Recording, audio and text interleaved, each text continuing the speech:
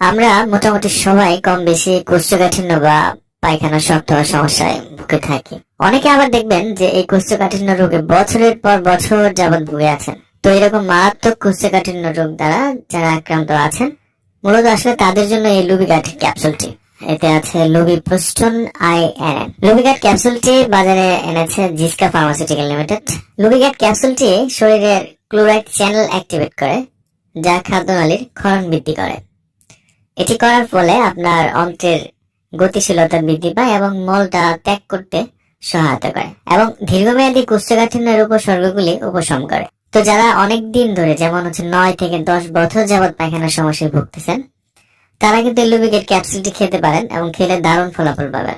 এছাড়া আপনার যদি পায়খানা করার সময় বা পায়খানা রাস্তায় প্রচুর জ্বালাপোড়া করে, অথবা প্রত্যেকদিন পায়খানা হচ্ছে কিন্তু পায়খানা ঠিক মতো ক্লিয়ার হচ্ছে না, অথবা পায়খানার রাস্তা দিয়ে অনেক সময় রক্ত বের হয়, অথবা পায়খানার রাস্তা অতিরিক্ত চুলকায়, তো এরকম লক্ষণ দেখা দিলে লুবিগার্ড ক্যাপসুল সেবন করতে পারেন।